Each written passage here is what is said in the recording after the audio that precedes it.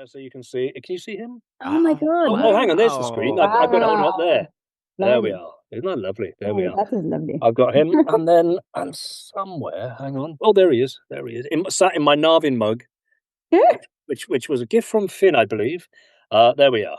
And then we've got Time War. Wow. Oh boy. There we are. Wow, Time War wow. Nav as well. Is it There hot we in are. here? Good grief. So, Oh, and one last thing. This is lovely. Now, Alice. Her name is Alice. Alice is a Narvinette. Can I say that? She is. Yeah. And there we are. There's my little. There's the Narvin. There's the Narvin. Oh, the TARDIS. That is Narvin's TARDIS. There it is. Excellent.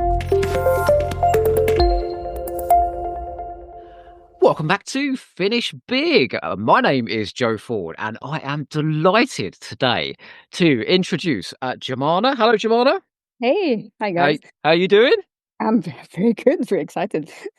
We've got a very special guest here today, haven't we? Mm. Well, would you care to do the introductions? Yes, well, it's our national Narvin himself, Seán Carlsen.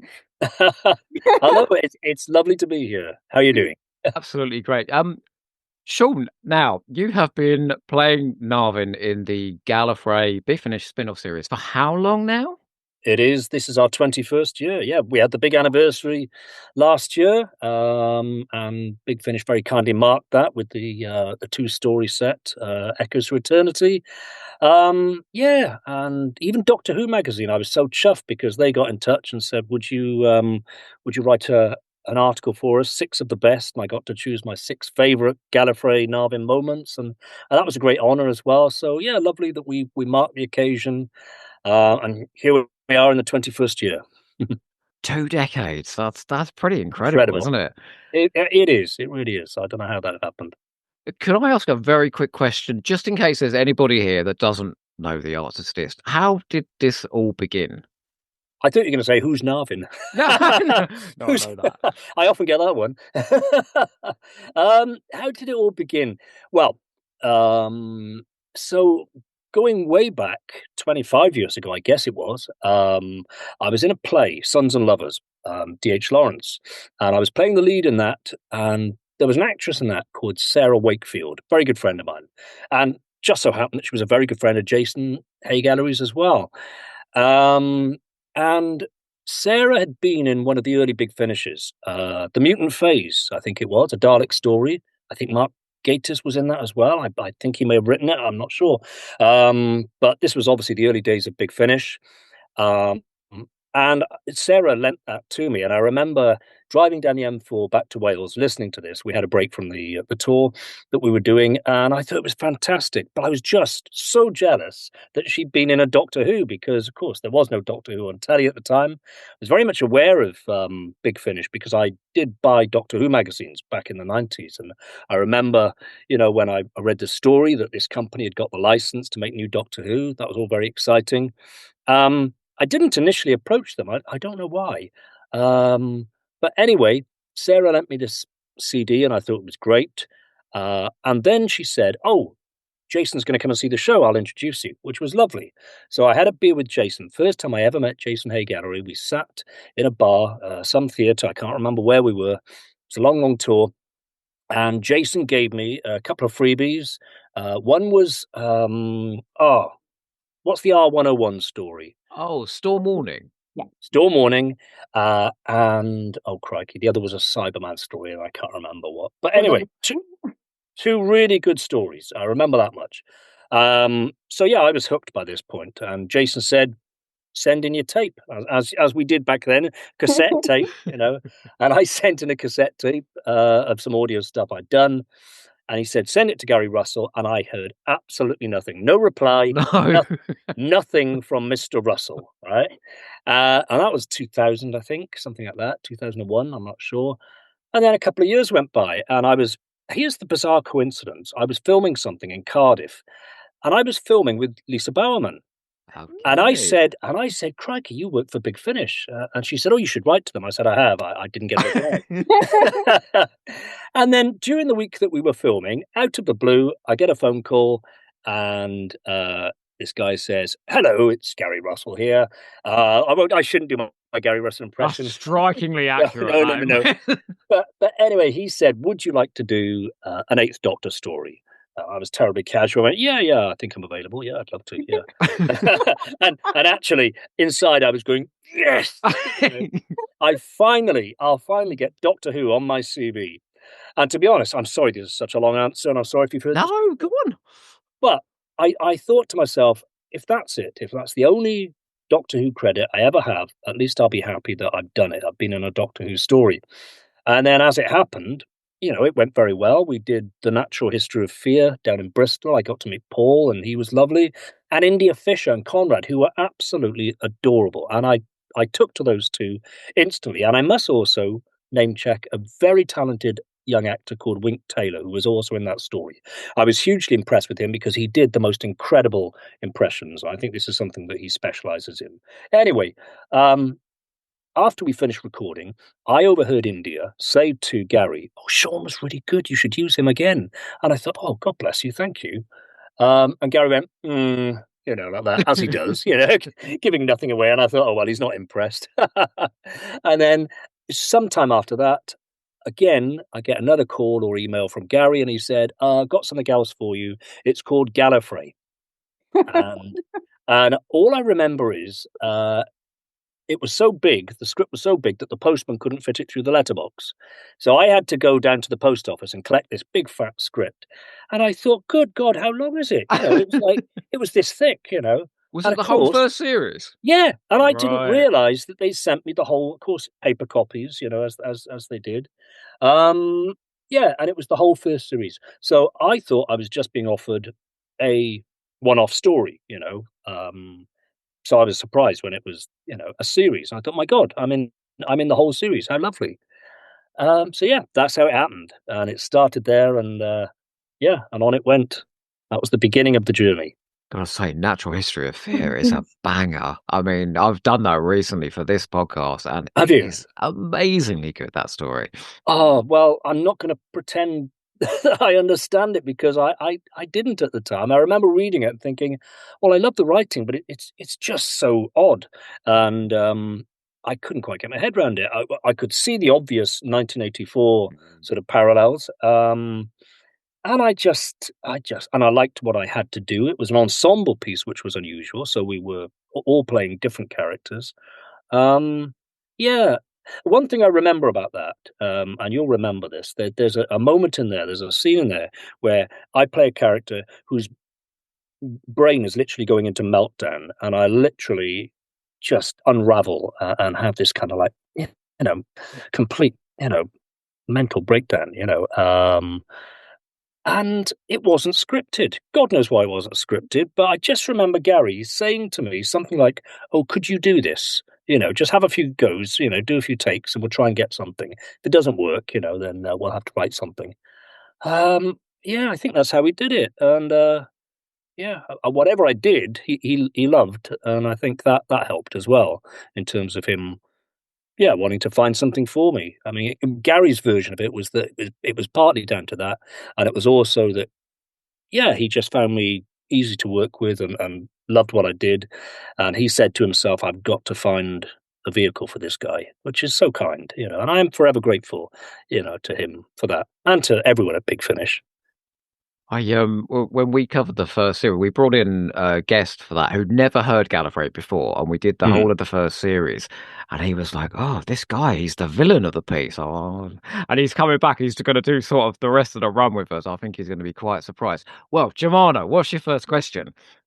So from this intro, so my first question would be, so my understanding is that originally, and you can correct me if I'm wrong, Narvin was written as this unpleasant character who was meant to be bumped off pretty soon. So what happened for the writers to change their mind and start this arc that ended up being one of the most outstanding personal journey in the whole of Doctor Who world, and in my opinion, and in the opinion of many people? But do you have a memory of Um, how it yeah, shifted and why? yeah. Jemima, I wish I could answer that. I'll do my best, but here's the thing: with any Finish story, I don't normally have a dialogue with the writers, not very much at all. Over the years, I've got to know some of them, and some of the writers have become, very dear friends, like Theo and Matt Fitton and people like that. So occasionally they'll share things with me, but generally speaking, no, and certainly not back then. I wouldn't have had a heads up as to what was going to happen with Narvin, where he was going to go, what the idea was for his character development. Nothing at all. So every story that I did, I kind of came to it blind and would just get the script and read it and prep it and decide how I was going to play it. So storylines and things like that, they were always a shock and a surprise to me. I was never aware, what you just said, I was never aware that there was a plan to possibly bump him off. I I mean, heard you said there's certainly been a few attempts over the years. I mean, I've been blown up and, shot with stasers and had my regeneration stripped away. But no, I wasn't aware that there was an idea of maybe he was only a short-term character, maybe we'll bump him off. But it was clear to me, what I can answer in that question is, yeah, it was clear to me that he was most definitely an unpleasant character. I just took it at face value. I read it and I thought, okay, he's the bad guy. He's the villain of the piece. He's not a nice character.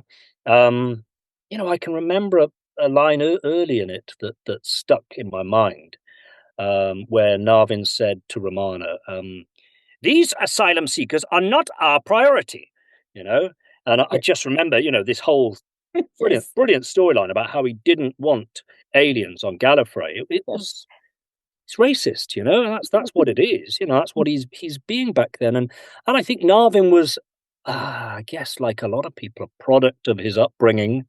He was pompous and privileged, and he'd been shielded from, the world that's out there. So he didn't, he didn't really have a clue. Despite being exceptionally clever and brilliant in so many ways, he was, blinkered. And I suppose you're right. It's the most wonderful character development, and it's done so subtly and so slowly. I think I can't remember. You'd know better than me, but I think it must have been sometime in season 2 that we see a change in him. So all through season 1, series 1, he is what he is. He's just this Weasley kind of backstabbing. Yes, we know that he's devoted to Gallifrey, the office of the president, but he can't stand Joumana, and he can't stand Leela. He's so rude and horrible to Leela. Again, it's embarrassing, how awful he was.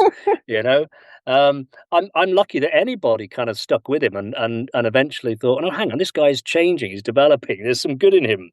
But it's a lovely thing, isn't it, when you kind of see that brilliant, subtle, slow development, because it's real, isn't it? I remember something Gary said to me about Narvin. He said he's shades of grey.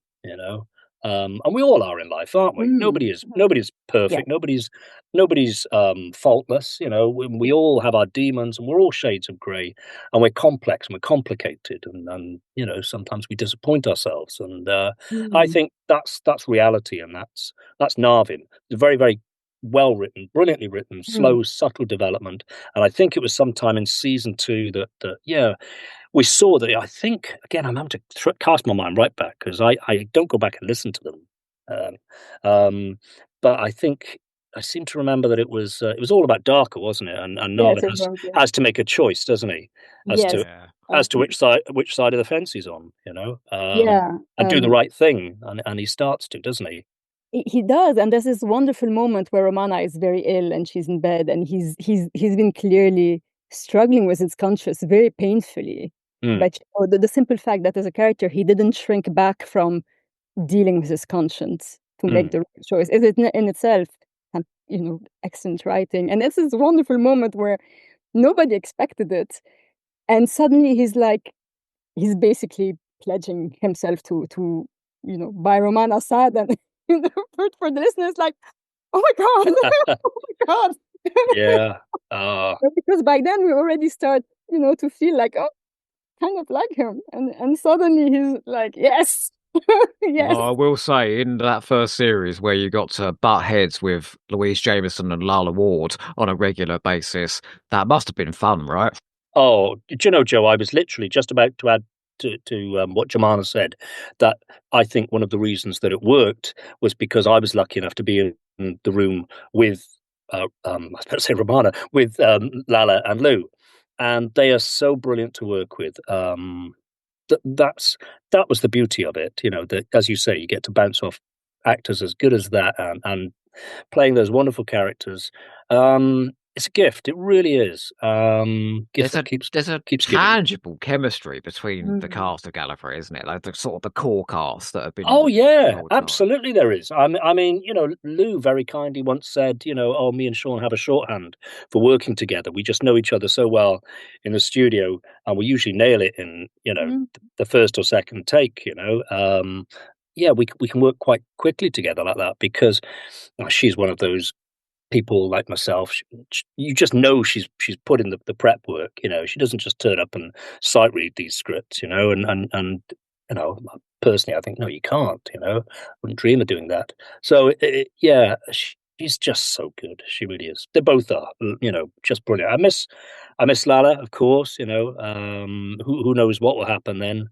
But we're still here. And Lou is still there. So yeah, just fingers crossed that we get to do more, and I look forward to the next one, whatever happens. Well, I've got a question here from Cy Hart, the lovely Cy Hart, who says, Lovely Cy Hart. does it feel to have played Narvin for so long? And have you managed to keep track of the ebbs and flows? Because there's been many of them, of the character. It's a good question. So what was the first part of the question? Sorry. How does it feel to have done this for 2 decades? To have done it. I'm gobsmacked, actually, that we have done it for 2 decades. And that was the thing, when we had that anniversary last year, it was I think it was after about 19 years that I thought, oh my God, it's 20 years next year. That's incredible. That's when I started to think about it. It's lovely. It's brilliant that we're still here doing it. And that the fans out there want more Gallifrey and more Narvin. So that in itself is gorgeous. What was the second part of the question? People don't get to sit with a character usually for 2 decades, do they? No, they normally don't. You play a character and you move on. Well, yeah, absolutely. You think of Lou playing Leela on telly. What was it? It was 1978, 77, 78, and I think that was it, wasn't it? I don't know. Was it 12 months, maybe a bit more? But it was just a brief part of her successful career. So then, then for her to come back, and get to play Leela in detail, I think that's the beauty of Big Finish, and all credit to them for that. It's rather like Colin, because Colin's Doctor didn't get that well kind of treated. They messed around with the series at the time, and a lot of people, there were some people that didn't take to the way that he played the Doctor, but it was never intended to sort of carry on like that. It's just that it got cancelled, and I thought it was a really interesting idea to play the Doctor as a bit like the first Doctor, someone that's a bit curmudgeonly and difficult and abrasive. But Colin has now had, he's been given the chance to develop his Doctor, as they all have, and that's the beauty of it. That suddenly you can play a character for, in my case, 20 odd years. And you can really, take the time to develop a character then. I suppose many would say that Colin, who started off as an unlikable Doctor, went on exactly the same journey as not. It's like the Mr. Darcy arc, isn't it? Where you're introduced and everyone's like, do I like this guy? And then by the end, you show lots of shades and you're... Anyway, Joumana. Oh, next question? I like the Darcy comparison, though. Just very quickly, I like the Darcy comparison because I just recently watched, it was the 1995 version, wasn't it? Pride and Prejudice. And I've just watched, I never saw it at the time, and I've just watched it, as research for something that I've recently filmed.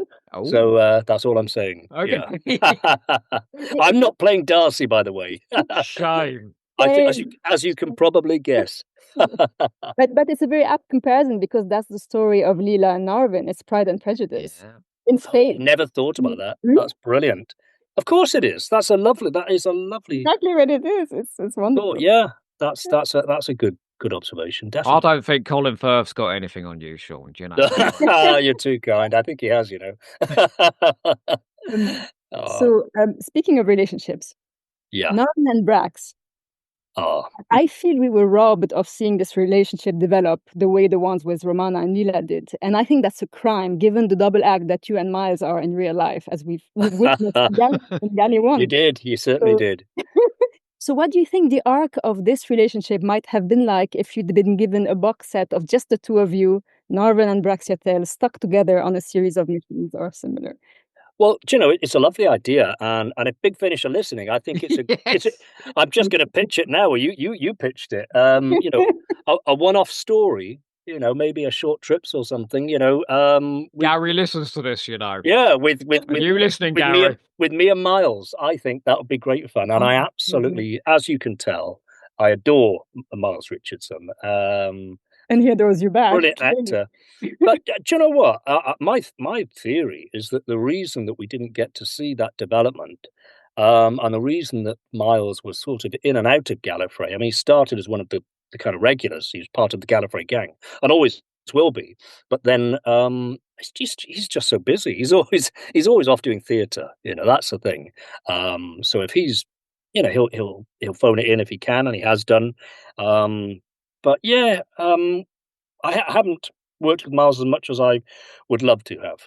And in the early days, we did, when we were always in the studio together as well. You know, he didn't have to phone it in back then. In more recent years, he has done. So we kind of been in the same stories and then not actually met. So when I saw him in the departure lounge at Heathrow back in February, first time I'd set eyes on him in about 10 years, I think. You know, isn't that incredible? And yeah, we were like, you know, the odd couple, you know, like yeah, all over again. We really are like, yeah, Nav and Brax. I love hanging out with him, and I love working with him. It's fantastic. You were such troublemakers together. It was just Oh, hilarious. really? No. I've not been to No, Gallop. now hang on. So Hang on. spread the gossip. Come on. Miles is the troublemaker. troublemaker. He's a very naughty boy. dragging you into disrepute. Yes. As anyone that was there at dinner will testify. Well, I've got a question here from Anne Cecile, and it's sort of story specific. So let's see how well you know your stories. Okay? Oh God. Okay. She says, "I love Damned If You Do, and the throwback to early Narvin. Would you like to revisit that era? So, you know, would you like to be evil Narvin again? Maybe exploring more political intrigue or the CIA's inner workings, but this time centered on Narvin's point of view." Oh, I think it's a lovely idea. And again, you know, I'm up for any of this. When we did the anniversary story, I was really delighted and pleased with what Gary came up with, because, you know, it was two stories, and it was, you know, it's rather like what he did with Erasure, you know, the short trip story. It kind of shows us, you know, what Narvin was and how far he's come, you know. And yeah, we did that. You know, I don't think Gary was repeating himself at all. I thought it was brilliant what he did with Echoes to Eternity, the most recent one. But it was lovely for me to go back and play early Narvin again. And of course, you know, actors, you know, our voices change over long periods of time, particularly, you know, and maybe your voice gets a little deeper, or it might get a little croakier or whatever. I wasn't sure if my voice had changed in 20 odd years, but certainly I tried to, yeah, I had to play Narvin slightly differently because he's been through so much. I think he's world weary, he's war weary, as he is now in the Time War, and he's carrying, you know, the weight of the world on his shoulders, with all he's been through, and he's emotionally troubled, and young Narvin, that's a very different character, isn't it? Because of that incredible journey that he's been on. So I tried to at least just give some hint of that in how I played it. But point is, it was lovely to play. So in answer to that question, I would always welcome the opportunity to play early Narvin, to revisit that period, which is kind of what we did with that one story. So if there was another chance to go back to that era. And why not? Because this is the lovely thing with Doctor Who and Gallifrey. You know, it's all timey-wimey. We can do anything, can't we? You know, we can go anywhere. So, you know, we could certainly go back and, for whatever reason, find a reason to go back, and or even for Narvin to go back and meet his previous self. I'd always Rewrite welcome time and then take you right back to the start. We'll go on the journey again. that. Yeah. I mean, I was going to say you jumped into character earlier on in the interview, and it's such a distinctive, rich voice. No, I don't think your voice has changed too much. It's Good. very unique. Joumana. Well, you partly answered my next question, but did you ever have an idea for a Narvin story you might want to write, or to work with somebody to write, or? I tend, because we're blessed with such brilliant writers, that's their job, and they just keep knocking out the ballpark. They just keep giving us great scripts, great stories. So I don't spend any time thinking I'd like to do this or I'd like to do that. I suppose if there's one thing I'm always up for, that's for Narvin to turn up in a main range Doctor Who story, which hasn't happened that often. Let's be honest. I've been lucky enough to do the Dark Eyes set, of course, Yeah, that was great. with the Eighth Doctor. Yeah, and there was that one that I did with Colin, Doctor of War, I think it was. Right. Yeah. And the one I really loved was with Sylve, and of course Bonnie Langford was in that, and Ace. I mean, I absolutely adore Sophie. So that was great. The Quantum Possibility Engine. I love that one. And of course, as I said in that article in Doctor Who magazine, one of the things I loved about it was that they gave me a sonic screwdriver, which felt like some kind of promotion. When they give you a sonic screwdriver, so thank you, for that. And then I know Theo it was that wrote in about Narvin's TARDIS looking like a Space Invaders machine. I was just so made up. It's like, oh wow, that's a promotion. So I don't think too much about where I'd want Narvin's storylines to go, other than the fact that I would always welcome the opportunity to meet other Doctors and be in main range stories too. That's always a big honor. Got an idea. What about Gallifrey the musical? Mm. one box set, Gilbert and Sullivan. Big problem there. I'm sure Miles would be wonderful. I mean, I could just see Miles giving it his full West End. I can't sing for toffee, so there's this myth that all Welshmen can sing. It's simply not true. I am genuinely deaf as a post, and I can't sing. So I sing in the shower, and that's it. Well, that's the place I sing happily. Jonah asked, would you ever want Narvin to appear in an on-screen Doctor Who episode? No. What do you think? I think yes, but honestly, Jonah, of course, yes, absolutely. If anyone can just get word to Russell T Davies or anybody that I would like to appear in Doctor Who, absolutely I would. As Narvin, I mean, let's be honest, it's not really that likely, is it? But as a pipe dream, yeah. I mean, of course, it's something I occasionally, when we allow our fantasies to sort of, get going. Nothing's impossible with this show. Well, I would love that. I would absolutely love that.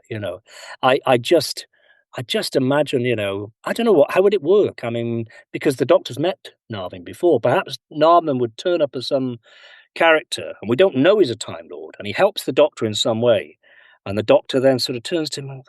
I know you from somewhere. I'm sorry I didn't get your name. Narvin, Doctor. Narvin. I would have put you in Day of the Doctor, I'd have given you a big role in Day of the Doctor. One of the Time Lords in that. Oh. Now, am I right in saying when Ncuti Gatwa had his first episode, I'm trying to cast my mind back in, it wasn't that long ago, but the first person, am I right in saying the first person he meets is a policeman?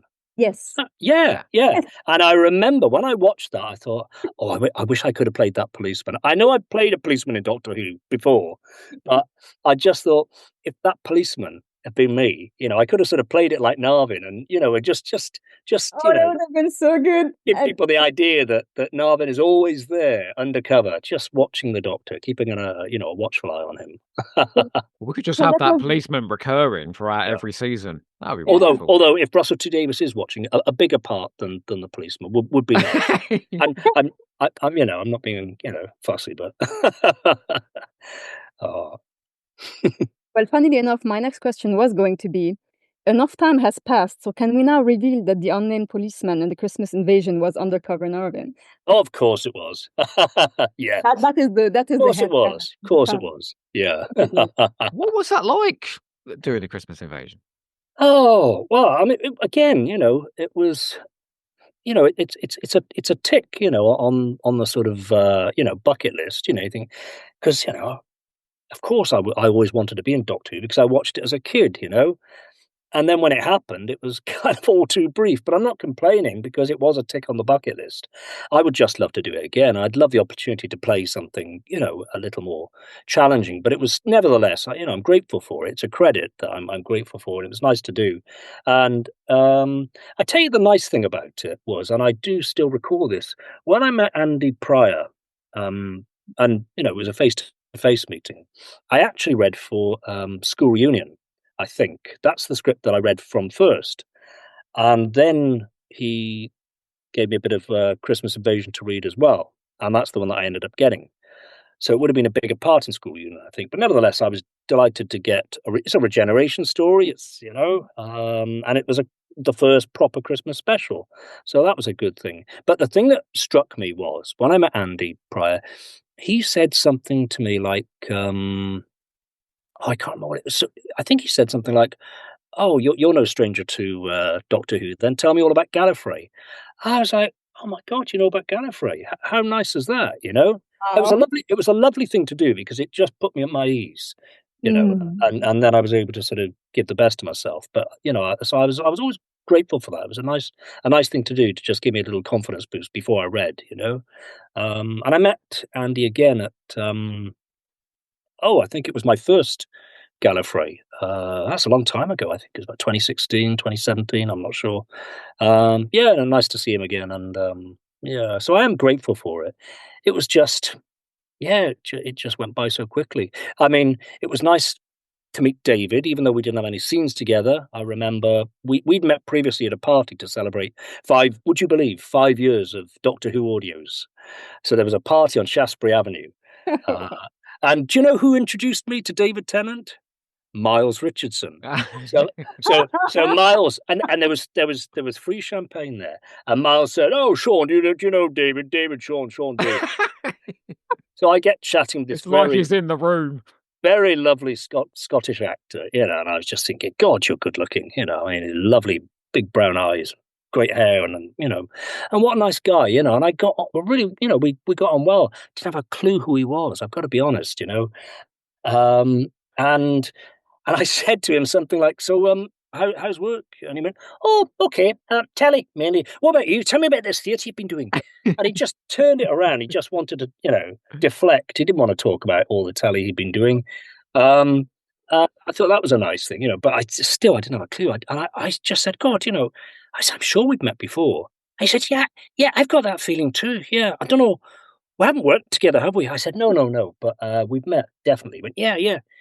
Anyway, we spent the afternoon having a nice drink and then said our farewells. And I was on my way home thinking, oh, what a nice guy that David was.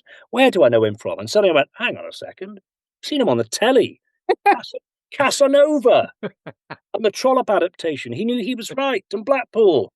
I've never met him in my life. I've just watched him on the telly. But then the lovely thing was, when I went to have my costume fitting for Christmas Invasion, the woman that was looking after me, she said, "Oh, you do the Doctor Who audios?" And I said, "Yeah." She said, "Oh, David used to do that." I said, "Yes, I know. He did. Was it Dalek Invasion or something?" She said, "Oh, he's only next door. I'll go and give him a shout." I said, "Oh no, don't trouble him." She went, "No, it's okay." And then he popped in. "Sean, how are you?" It was so lovely. And then about a week after that, we filmed it. And it was my last. I had 3 brief scenes, and it was my last scene outside the British Gas Building on Charles Street, I think it was. And I just finished my, they're just coming around to the front now. There's hundreds of them. They're all on the edge. They're going to jump. Oh, they've just stopped.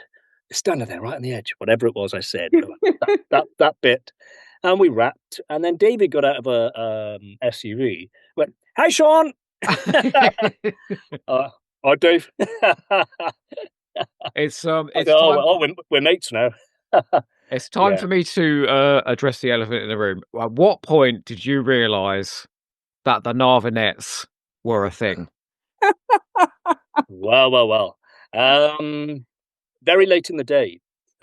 I think very late in the day, actually. I'm not on there now, but I did go onto Tumblr at one point, and I think again it was Miles who said, "Good Lord, have you seen all this stuff on Tumblr?"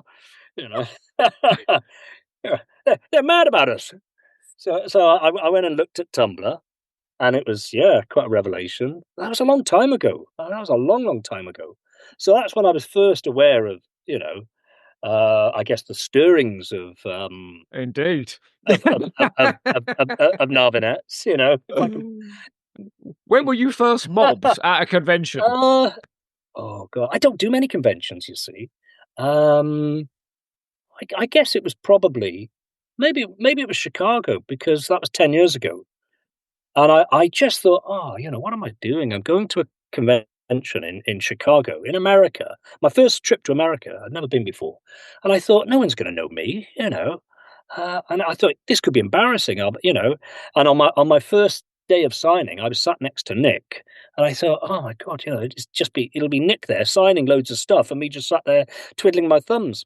And then all these people came along, with, you know, bits and bobs that they wanted signing and they were all massive, Gallop Narvin fans, and I guess, that was. But then the whole cosplay thing. I mean, that was a whole other ball game, and I think it was Nick and Jason that told me. I wasn't there at the time, but they said they'd had a Big Finish day. Again, I've only been to a couple of Big Finish days, but there was one, and I wasn't present, and they said, "Oh, somebody turned up dressed as you." I think they won the fancy dress competition because they were just so bowled over that someone would turn up as a character that was never actually in classic Doctor Who. That was a character they'd created. Um, and that was Finn, I believe. So Finn was the first person to cosplay as Narvin, and Finn made me a beautiful Narvin costume, which I've worn since. Yes, which is Very warm. It's very warm. famous now. But I can hear them screaming from here, when you come out. I tell you what, you can't run down corridors in it. I've tried. You have to pick up your frock and run like that. So I guess, it's lovely. I mean, I think Narvinettes. I didn't coin that phrase. Jason came up with that. I'm sure it was Jason. Oh, that was in Chicago. I guess that's when I was first aware of it, and that's when Jason or Nick, I'm sure it was Jason, called them Narvinettes. He came up with that, and I thought, "Oh, that's good." Yeah. So Well, as an official Narvinette, Joumana, what's your next question? She's a card carrier. Oh, I am, and Sean gave me the badge himself, so it's you're welcome. So my next question is a bit on a different note.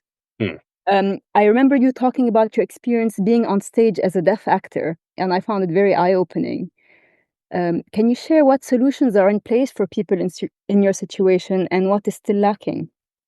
Well, the thing was, you see, I am profoundly deaf, and I got to a point where I just thought there were two things going on in my life. One was I was losing my hearing, and I'd also, I don't want to dwell on it, but I just got divorced, and I had two young daughters to kind of look after, and I just realised something's got to give, and so I stopped doing theatre. But when I look back on it, I think it wasn't just because of childcare issues. I think it was also that I was scared of doing theatre because my hearing was getting so bad, and I stopped doing it.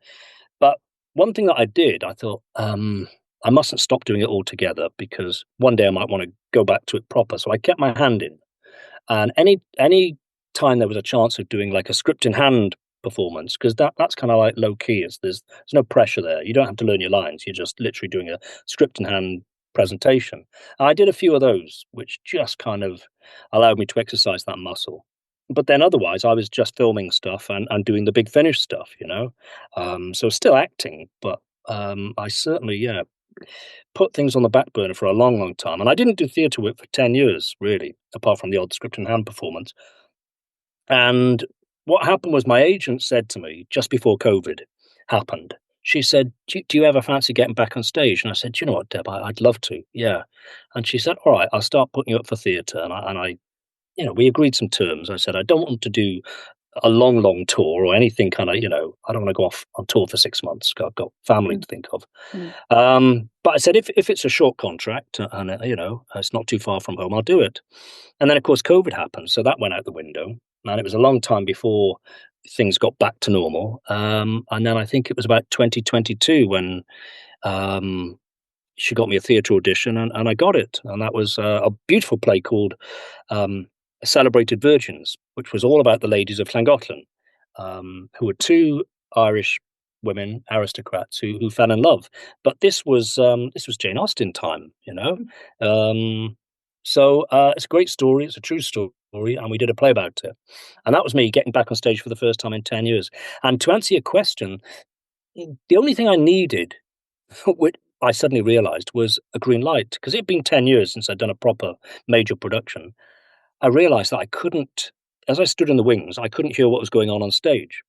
So company were brilliant, and they just said, that's not a problem. We'll give you there'll be a traffic light there, So red, amber, green. And so, I'd stand in the wings and I'd know roughly when my scene was coming up. And then, amber would start flashing and I'm all ready to go. Green, you're on, And then once I'm on stage, it was fine because I know my lines and I know the other people's lines. And okay, sometimes it's tricky. People kind of turn their back on you on stage, which is naturalistic, of course, or walk up stage or walk away from you while you're talking. But, there's a rhythm and a pattern to a play. So it's not a problem. So yeah, I haven't done enough theatre in the last 10 years. That was the first one, to come back to. And then I did a little one-act play last year. And now I'm about to do a big major production of Under Milkwood. So come January, I'm going back to Theatre Clwyd. And there's an amazing director called Kate Wasserberg. She's just had a big hit in the West End with Boys from the Black stuff. And she's become artistic director of Theatre Clwyd, which is one of the best producing houses in the UK.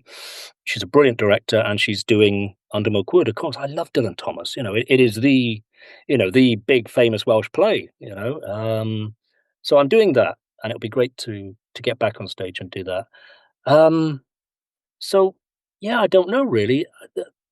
I think all you need is an understanding director and an understanding company. And certainly the last time I worked there, they were brilliant in that respect. People were aware that if they turn their back on me and walk away, I can't hear them. So I tend to lip read a bit as well. Yeah. But no, it's not a big issue. It's just a bit of a pain in the arse, to be honest. But I manage. If I take Narvin off the table for a second, what's been your favourite role across your career, or the biggest challenge? Yeah, yeah. I'll try and be concise. Okay, first of all, I did a one-man play back in 1998, which ran for 10 nights in Cardiff, sold out, and then it went to the Edinburgh Festival. We got some great reviews, and it was called Saturday Night Forever. And it was by a brilliant writer called Roger Williams, and it was about a young gay character, and he falls in love, and and everything's wonderful, and then they are the victims of a homophobic attack.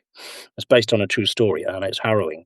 And it was the most brilliant piece of theatre, and it's not easy to cry on stage, but when you've got a piece of theatre that good, I did.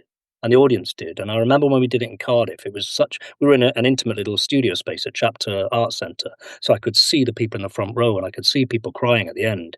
And, and it was just, I wouldn't get to do that play now, but I'm glad I did it then, and I did it with the writer's blessing, which was meant a lot to me, yeah. So that was a gift. And then there's a few favourite jobs. I did a production of The Merry Wives of Windsor. And there was a bit of a Welsh. It was an all Welsh cast and a bit of a Doctor Who theme to it, because it starred Eve Miles, Ray Llewellyn, who'd been in The Abominable Snowman, was in it. It was designed by Ed Thomas, who, of course, yeah. Who else was in it? Philip Maddock played the lead. He was Falstaff. Doctor Who royalty. I was in it. It was amazing how many people, I only realised later on, had a connection to Doctor Who. Yeyan Rees was in it. I think he was in The Idiot's Lantern. Yeah, so that was quite a Who-y production, that one. And it was just lovely. It was an all Welsh cast, and it was open air theatre in Ludlow Castle, and it was like the summer we're having at the moment. Although we do need some rain for the sake of the land and the garden and nature and everything. But I'm putting water out for the hedgehogs every night. But it was just a glorious summer, and I just remember that job so fondly. So yeah. And then in terms of challenging, I think you asked, I did a play in 2010, which was 2011, I think it was. This was the last play I did before I stopped doing theatre altogether, and it was called Dust, and it was all about the miners' strike. And it was harrowing. It was powerful, and I literally, the character I played just unravels throughout the play. And I do have a nervous breakdown in this play, and I had to find a way of doing that and doing it every night. And so I had to just take myself off to a quiet place. It was one of those plays where I couldn't kind of have a laugh during the interval with the other actors and, yes, good show tonight. It's going great, isn't it? Yeah. Did you notice, so-and-so forgot that line, or la, la, la. I just had to get off stage, find a quiet corner, stay focused, then get on for the second act and do it and nail it every night. So it wasn't easy. It really wasn't easy. So that's the most challenging thing, I think. I guess, yeah, I hope that answers it. So there we are. The answers I've given are all theatre productions. That's not to say I don't love filming things. I've done some films that I've enjoyed as well. Did a nice job just recently, but I can't talk about it. But I did allude to it earlier, that it has a certain kind of, it's a period drama. Let's just say that. Okay. Yeah. Are you in Mr. Darcy? I wear an outrageous. I'm not Darcy, but I'm definitely not Darcy. I wear an outrageous wig. Okay. I play a bit of an old fop. I don't say much in it. Please don't expect me to say much in it. And this is the thing, I learned from experience, with dark materials that, sometimes, you think you got a few lines in something and then you end up with nothing, you are at the mercy, of other factors. So I hope what I recorded, is in it, and I'm in episode 1 and 2 of this thing, and I've got a nice little scene, couple of scenes in Ep 1, and I've got a nice little scene in Ep 2, and that's it, I think. That was a lovely gig. I've just been doing that over the last few weeks. Yeah. We'll have to keep our eyes peeled. Oh, absolutely. What's coming out? Should be on in the autumn. Yeah. Joumana. I have a question that Lizzie sent in, actually. She's asks, what do you think are the chances of Gallifrey transitioning to novels or audio novels, and would you be interested in narrating if that were the case? To audio novels? Oh, do you know, I'd never thought of that. What a lovely idea. Again, if anyone's listening, BBC Books. I don't know how that would work, but I would love to do that, and of course, I would love to narrate them. Wouldn't it be nice if we could have some Gallifrey novels? Yeah, audiobooks, narrated by me, Lala, Miles, and Lou. Oh, we'd love it. I mean, it's understandable that Big Finish cannot spend a lot of attention on Gallifrey, but I think there's enough material to have plenty of novels, and there's a lot of really good fan fiction out there. So fingers crossed that something will come of it. Yeah, well, I'd definitely be up for that, and that would be a lovely idea. And the other thing I've sometimes thought is, wouldn't it be nice if that, because you got the Doctor Who novels, BBC Books, or whatever. I thought, would it be nice if Narvin turned up in one of those? But then there'd be a lot of, I suppose there'd be a lot of readers going, "Who's this guy?" We'll put him right. Don't worry. Well, I have got a question here for Martin, who says, given that Gallifrey gets compared to the West Wing television show, which of the characters from that show, assuming you've watched it, would you say suits Narvin the most? Okay, right. Now, I did get a heads up that this question might pop up, and I only got that heads up about an hour ago, so I didn't have time to go and watch The West Wing. I haven't. I'm sorry, Martin. I've never watched The West Wing. I'm sorry to say. However, I did reach out. Here we are. Okay, so what I was going to do when that question came up, I was going to say I've never watched The West Wing. I'd like to phone a friend. And then I was going to phone Gary Russell. He's definitely watched it, I'm sure. I mean, if you haven't watched Who Wants to Be a Millionaire, this is lost on you. But I was gonna phone a friend. Anyway, Gary's very kindly sent this through, and he says here, look at me, Toby Ziegler, Yes, Toby yeah. Ziegler. And Gary said, I said, okay, fantastic, thanks for that. And he says, Narvin has Toby's cynicism and world weariness. He does. There we are. So he's the smartest person on the show as well, you know. So there we are, Martin. Yes, I was pre-warned on that one, and I just did a quick text to Gary, and he very kindly came back with an answer for you. So I hope that satisfies. You're the first guest I've ever interviewed that's done your own research. Thank you so much.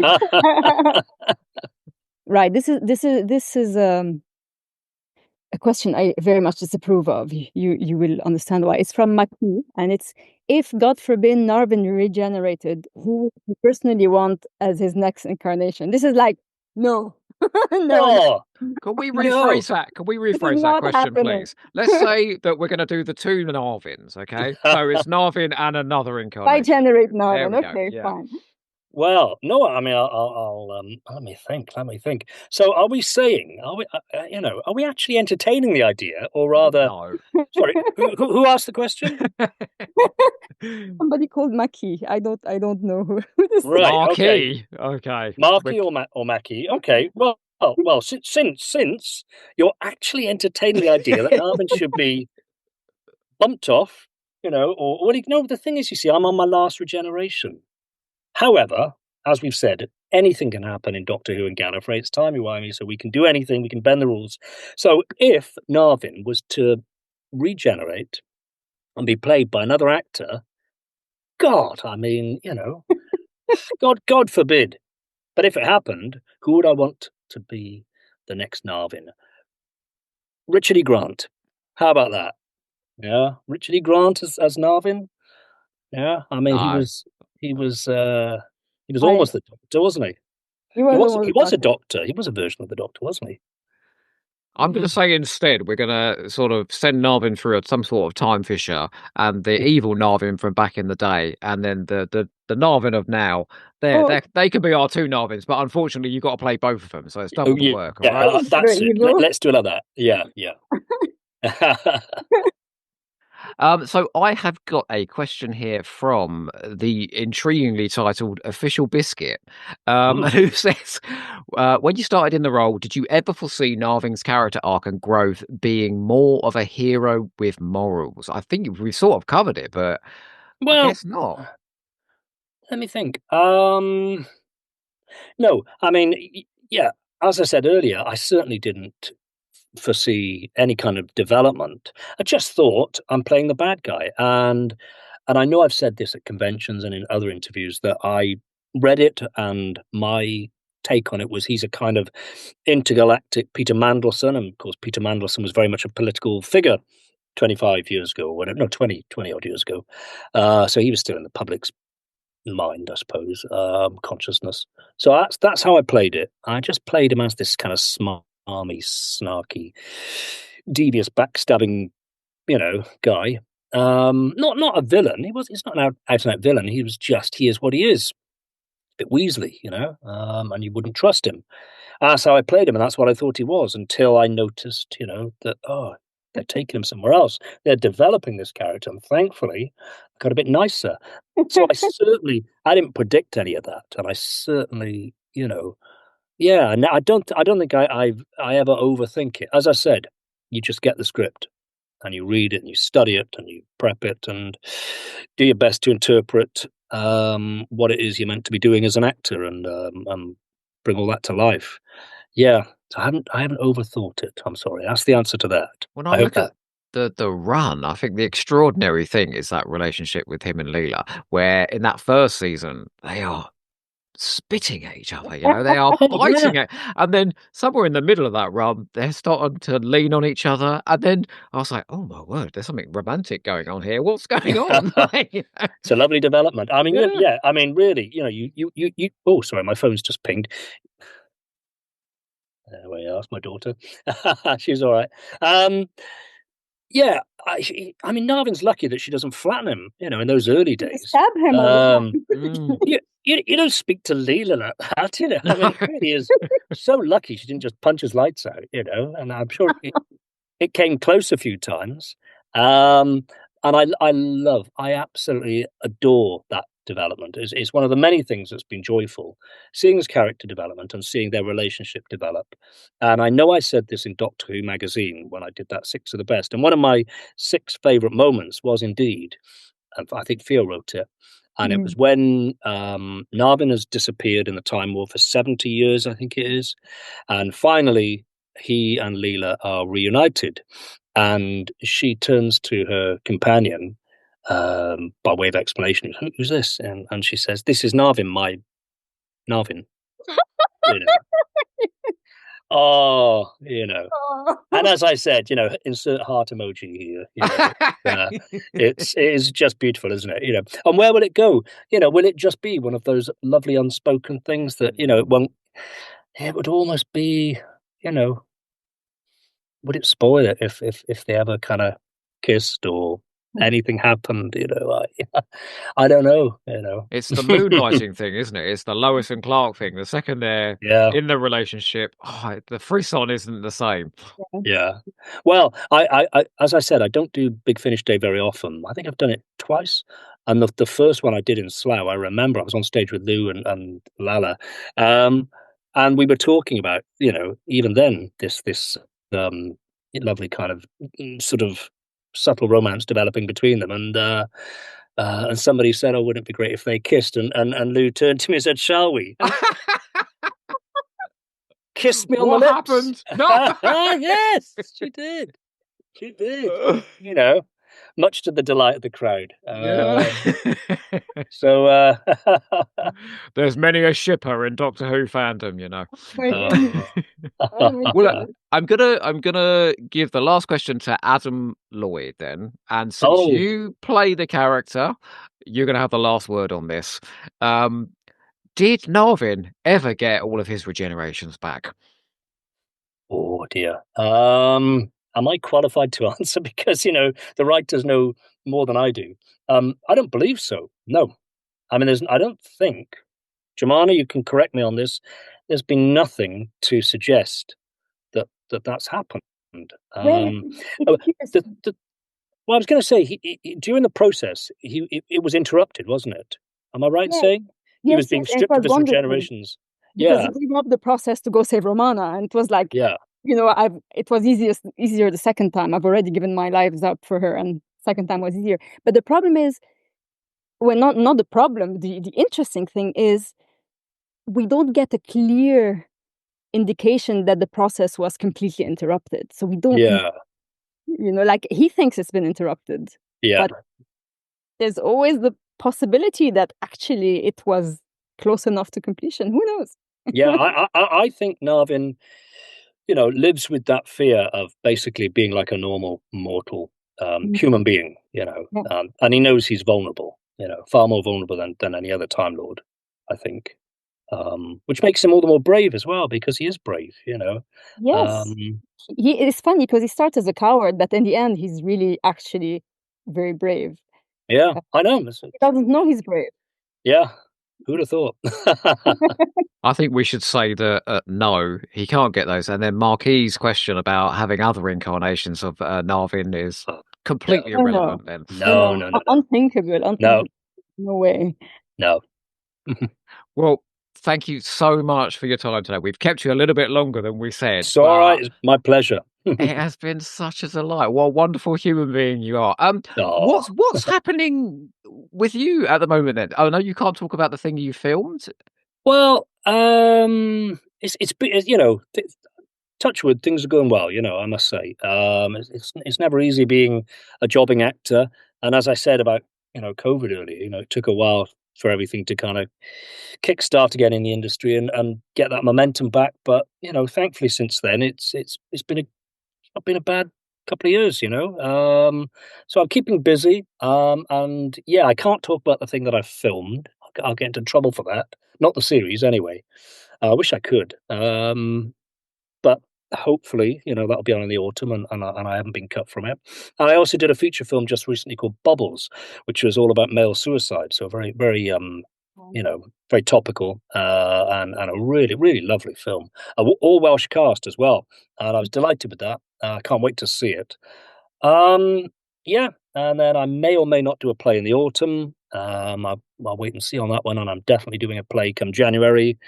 And I hope that in the autumn we may record some Gallifrey as well. Fingers crossed. Sure. Thank you very much for your time tonight. It has been a complete pleasure. My pleasure. Really. Thank you, Joe. Thank you, Joumana. And thank you everyone for your brilliant questions and for all the love and support for Gallifrey, and where would we be without the fans?